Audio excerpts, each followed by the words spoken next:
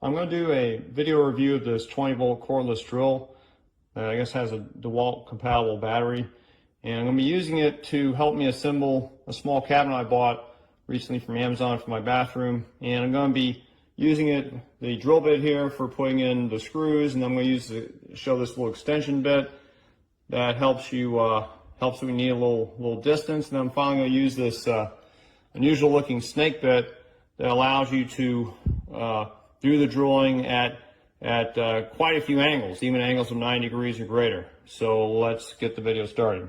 The video got pretty long, so I'm just going to chop it up and show you just those segments where I'm using the drill, just to save you time, and allows you to see how the drill is used for this fashion. I'm not an expert craftsman, so you're probably going to see me make a lot of mistakes, but that might be appropriate for those of you who are also just like me. You're a novice craftsman and want a tool that's easy to use for some of the jobs that you need to do around the house.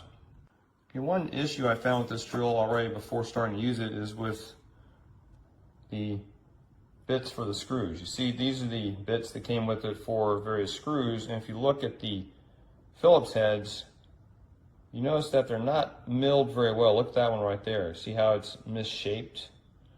So that's not really good quality right there for the heads. Now, fortunately, you can buy additional drill bit heads. That's not a problem. The ones that come with this set, they lack a little precision, at least for the Phillips heads. Now, here's, in comparison, here's some Phillips heads from my Stanley tool set that just uses a hand screwdriver.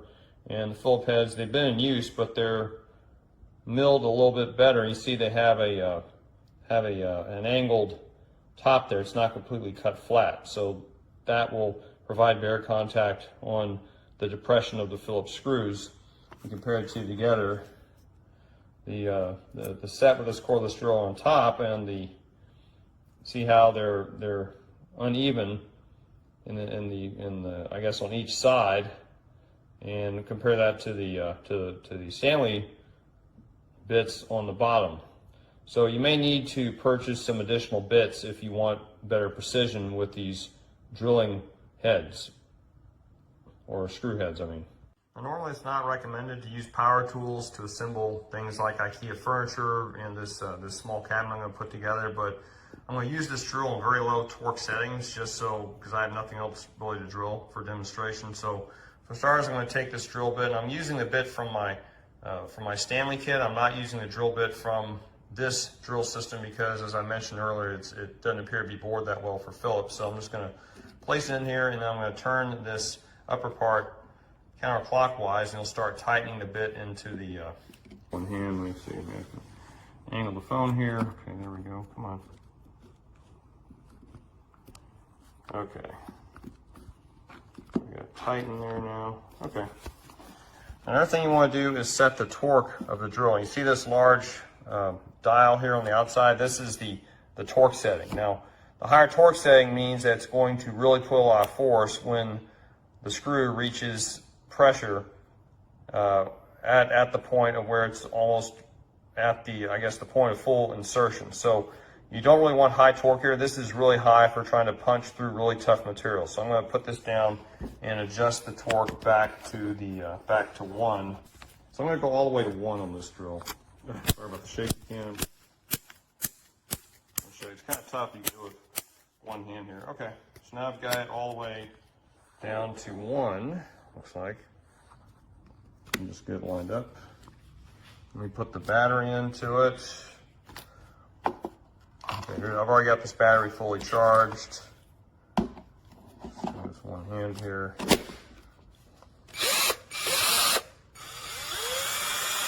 On the top of this drill, we have a little speed setting. I think 1 is for low and 2 is for high. And for assembling this furniture, we're going to use the low setting. Put it back on 1, so we'll hear what it sounds like. Put it back. Snap back all the way there. It's odd. Okay, that's 1. Let's put on 2 and see what it sounds like. Sounds about the same to me, but okay, it's snapped back better this way. Yeah, I can't really tell. Now let me check, let me make sure this is set for screwing in for clockwise. Right now it's okay, it's moving clockwise, good. That's the, I guess this adjusts right here on the side, this adjusts if you're going clockwise or counterclockwise. So if I go this way, yeah, see now it's going counterclockwise. If I press it back the other way, now it's going clockwise. This is why I want for screwing in the initial screws for this, this assembly. To attach. So this is a tiny little screw. I guess this is a wood screw, I'm not sure. So we use the same, I guess the same, the same bit I had in here before will work. So got this ready to go. I'm just going to put it in here. I've got the same torque on one, and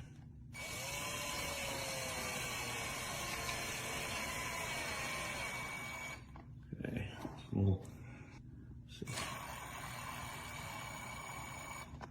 that's probably tight enough.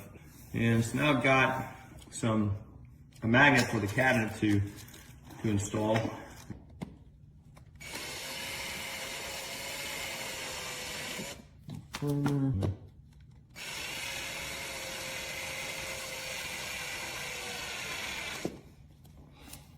Okay, let me see.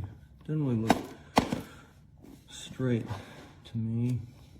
Okay, so I'm going to reverse this screw so I can, like the switch, so I can pull it up and switch this out a little bit. It looks like I don't have it lined up right. So let me get this out. So okay, now I just pulled out the screw a little bit so I can line up this magnet better. And I'm going to hold this in place, screw it in.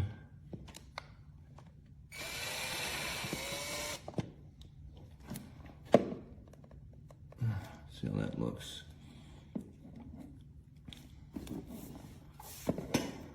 Okay, the alignment looks much better. Wait, there we go. Okay, this looks better. Let me tighten this one in too.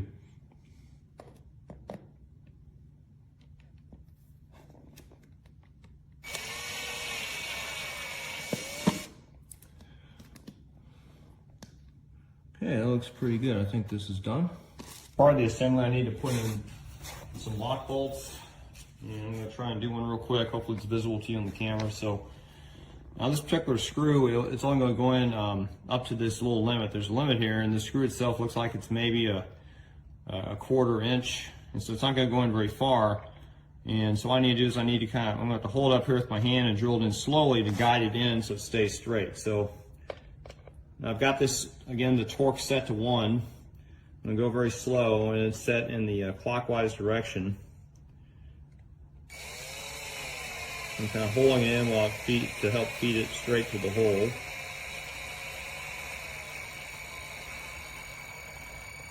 When it reaches the end, we should, you hear that? That's from the torque protection. Because we have this set to 1, it's reached enough pressure where it realizes it can't push down any forward, and so it starts making this thing click. And that's normal behavior if you set this to 1. If we'd set this to the maximum of 25, it would have kept trying to drill straight in and would have damaged this paneling here. Okay, so now I've got the extension attached to the drill. I'm going to put the bit in there. And it's not magnetic, it feels, unfortunately. So I'm going to line up this little pointed screw in the hole here. Okay, there, I got the screw in. Let me just push this in.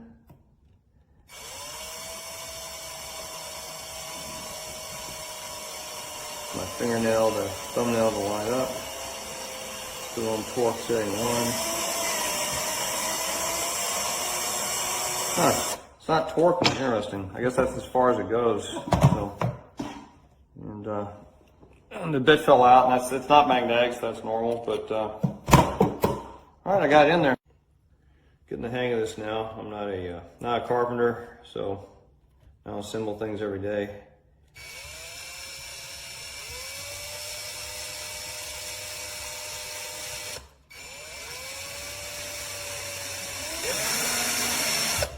There we go. And that's all 12 of the bolts done fairly quickly, I guess. Let me switch the zoom here. Now I'm trying to install the hinges, and there's already pre-drilled holes in here. They're tiny little holes. I don't know if you can see them there. Okay, that's good enough. Okay. There's one more screw, and put that one in.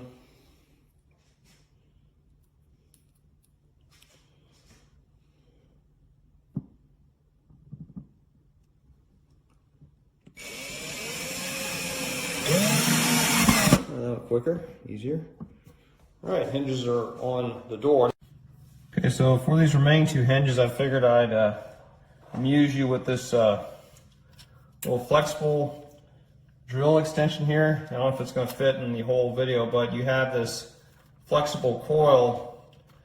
I don't know what they call this, but you can put a bit in the end. If I turn it, see now the bit turns. I don't know if that's coming on the video, but and this whole assembly here, I guess it has a snake or something that allows it to turn. So I'm going to try to use that for these final two screws here. Whoops.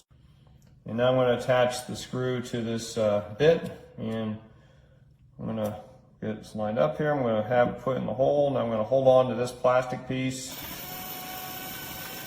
And oh, it's turning the screw the other way. I guess I have to reverse it. Let me reverse it. Okay, I had to reverse it. And now it's turning in the correct direction.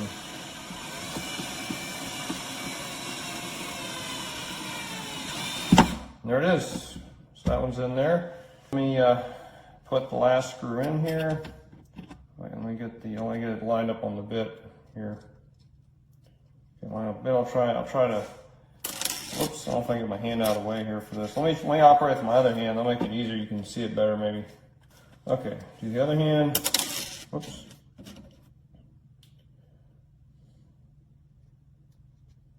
Okay. It's in the bit. Put it in here. Okay, and I'm gonna hold it. Now it's screwing it in.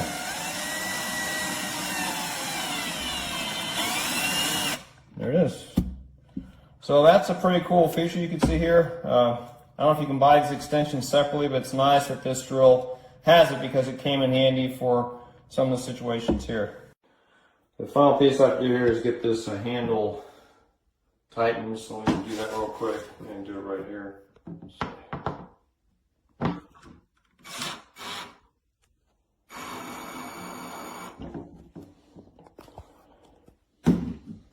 Yeah, won't tighten up right there. There we go, there we have it. So this little drill was pretty handy to save me time getting this little cabinet assembled for my bathroom. Did a pretty good job. And I wound up needing to do it in order to screw into some of the parts of the little wood that didn't have any holes. So all in all, very good drill. I highly recommend it and hope you enjoy it. Take care. Okay, for this next part of the assembly, the manufacturers have made it more interesting for this backing because there's no holes drilled or pre-drilled for me. So this is going to be a little bit more challenging to drill. And I've got these little pointed screws here to use to drill in, so I'll have to be precise. And now I'm also going to use this bit. This is an extension piece for the bits. I'd forgotten it was in there. I probably could have used this in the last piece for the magnet I drilled in, but I'm going to go ahead and attach this to the drill so you can see how the drill operates with this.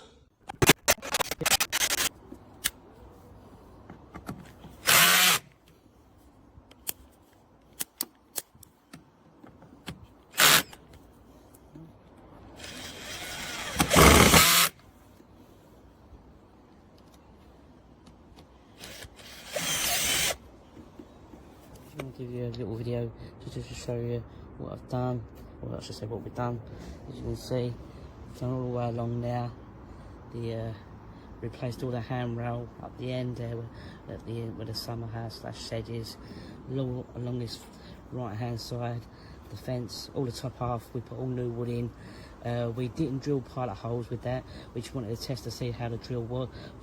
Just drilled them straight through the wood with no pilot holes, and the drill worked absolutely perfectly fine. When we attached the plastic,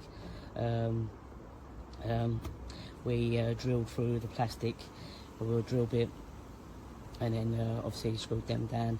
We put caps over it, as you can see by the ends of that, and at the other end where the step is up there, hopefully you can see they put end caps and things on, so all the screws were covered. But yeah, the drill worked perfectly, absolutely perfectly fine. Torque set ends and that we adjusted, so we didn't over tighten certain things and crack the plastic.